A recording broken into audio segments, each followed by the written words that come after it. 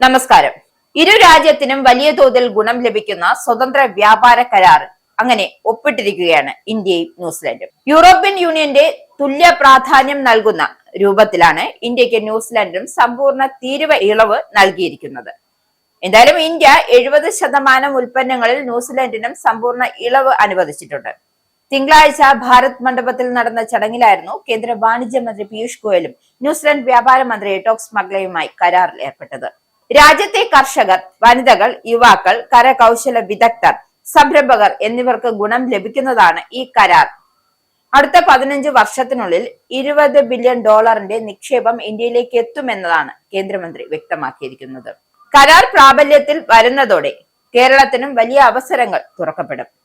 കുരുമുളക്, ഏലം അടക്കമുള്ള സുഗന്ധ വ്യഞ്ജന വസ്തുക്കൾ, സമുദ്ര ഉൽപ്പന്നങ്ങൾ, കയർ, സംസ്കരിച്ച ഭക്ഷ്യവസ്തുക്കൾ എന്നിവയുടെ കയറ്റുമതി തീരുവയില്ലാതെ നടത്താൻ സാധിക്കും. ആയുർവേദത്തിലെ സാധ്യതകളും ഏറും. ഒപ്പം ന്യൂസിലാൻഡിൽ പഠിക്കുവാനും ജോലി ചെയ്യുവാനും ആഗ്രഹിക്കുന്ന യുവാക്കൾക്കും പ്രൊഫഷണലുകൾക്കും ഇളവ് ലഭിക്കും. ഇന്ത്യയുടെ കയറ്റുമതികൾക്ക് ന്യൂസിലാൻഡിൽ 100% നികുതി ഇളവ് ലഭ്യമാവും. തുണിത്തരങ്ങൾ, റെഡിമെയ്ഡ് വസ്ത്രങ്ങൾ, തുകൽ ഉൽപ്പന്നങ്ങൾ തുടങ്ങിയ തൊഴിൽ മേഖലയ്ക്ക് വലിയ നേട്ടമാകും. ഇതുവരെ ഇന്ത്യൻ ഉൽപ്പന്നങ്ങൾക്ക് ന്യൂസിലാൻഡിൽ 10% വരെ നികുതി ഈടാക്കിയിരുന്നു. ഇന്ത്യ നികുതി ഇളവ് നൽകുന്ന, അതായത് 70.03% ചരക്ക് വിഭാഗം ഇരു രാജ്യങ്ങളും തമ്മിലുള്ള വ്യാപാര മൂല്യത്തിന്റെ 95% വരും. ശേഷിക്കുന്ന 29.97% ചരക്ക് വിഭാഗങ്ങളെ ഇന്ത്യ സംരക്ഷിക പട്ടികയിൽ നിലനിർത്തുകയാണ്. പാൽ, ക്രീം, തൈര്, ചീസ് ഉൾപ്പെടെയുള്ള പാലുൽപ്പന്നങ്ങൾ, ആട്ടിറച്ചി ഒഴികെയുള്ള മൃഗോൽപ്പന്നങ്ങൾ, ഉള്ളി, കടല, പയർ, ചോളം, ബദാം തുടങ്ങിയ കൃഷി ഉൽപ്പന്നങ്ങൾ, പഞ്ചസാര, കൃത്രിമത്തേൻ, ആയുധങ്ങൾ, രത്നാഭരണങ്ങൾ, ചെമ്പ്, അലുമിനിയം ഉൾപ്പെടെയുള്ള ചില ലോഹ ഉൽപ്പന്നങ്ങൾ എന്നിവയാണവ. ന്യൂസിലാൻഡിലെ 30% ചരക്ക് വിഭാഗങ്ങളിൽ ഇന്ത്യ ഉടൻ നികുതി ഒഴിവാക്കും. മരപ്പണികൾ, കമ്പിളി, ആട്ടിറച്ചി, അസംസ്കൃത തുകൽ എന്നിവ ഇതിൽ ഉൾപ്പെടുന്നുണ്ട്. കൂടാതെ 35.60% ചരക്കുകളിൽ 3, 5, 7, 10 എന്നീ വർഷങ്ങളിലായിട്ട് ഘട്ടം ഘട്ടമായി നികുതിയിൽ നിന്നും ഒഴിവാക്കും. പെട്രോളിയം, മാൾട്ട് എക്സ്ട്രാ, സസ്യ എണ്ണകൾ, ചില വൈദ്യുത യന്ത്ര ഉപകരണങ്ങൾ, പെപ്സ്റ്റോൺസ് തുടങ്ങിയവ ഇതിൽ ഉൾപ്പെടുന്നുണ്ട്. എന്തായാലും ന്യൂസിലാൻഡിൽ നിന്നുമുള്ള വൈൻ, ഔഷധങ്ങൾ, പോളിമറുകൾ, അലുമിനിയം, ഇരുമ്പ്, സ്റ്റീൽ ഉൽപ്പന്നങ്ങൾ എന്നിവയ്ക്കും നികുതി ഇളവ് ലഭ്യമാകും.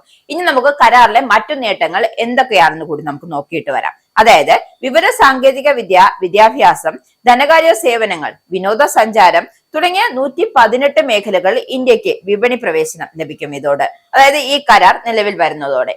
പ്രൊഫഷണലുകൾക്ക് 5000 വിസ കോട്ട, അതായത് പരമാവധി 3 വർഷമാണ് ഇതിന്റെ താമസം.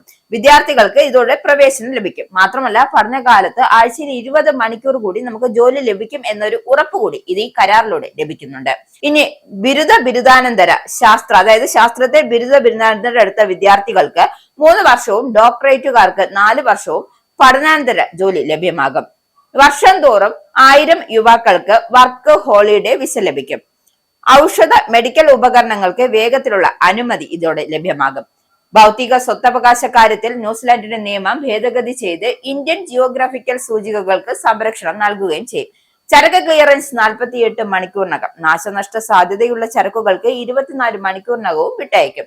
ഏതായാലും ഈ കരാർ ഇന്ത്യക്ക് തികച്ചും അനുകൂലമായിരുന്നു. ഇന്ത്യയുടെ വളർച്ചയെ കാര്യമായി തന്നെ സ്വാധീനിക്കുന്ന ഒരു കരാറായി മാറിയിരിക്കുകയാണ്.